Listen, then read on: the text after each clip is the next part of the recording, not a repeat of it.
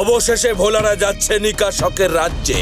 এবার নিকাশককে দিয়ে আমি ভোলা আর তার সাঙ্গপাঙ্গকে ওই রাজ্যের মাটিতেই বধ করব।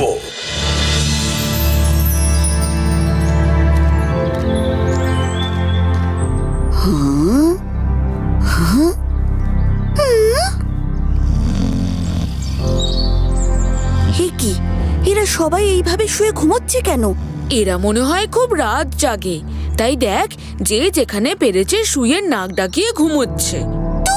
রাত জাগা হলে সবাই তো যে যার বাড়িতে গিয়ে ঘুমোতো, এইভাবে কাজ করতে করতে ঘুমোতো নাকি?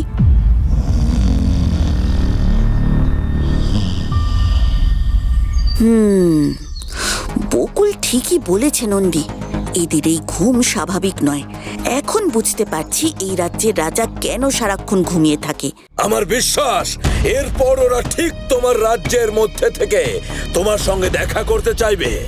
আপনি কোনো চিন্তা করবেন না জাদুকর ভিমানি, একবার ওই কালো ধোঁয়া ওদের ছুলে ওদের অবস্থাও এই রাজ্যবাসীর মতোই হবে। না, ভোলাকে তুমি একেবারেই হালকা ভাবে নিও না। আমার বিশ্বাস তোমার এই ধোঁয়া সবাইকে কাবু করতে পারলেও ভোলাকে পারবে না।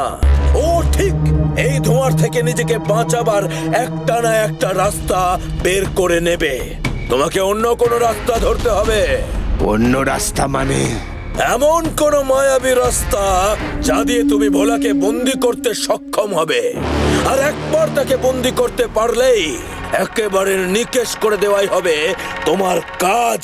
ওই দেখো ভোলা দাদা, কালো ধোঁয়া। তার মানে আমাদের ধারণাই ঠিক, এই ধোঁয়া মন্ত্রীর বাড়ির দিক থেকেই আসছে।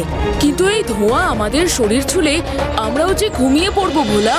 সাবাস ভোলা, আগামীকাল সকাল ৯টায় সান বাংলায়।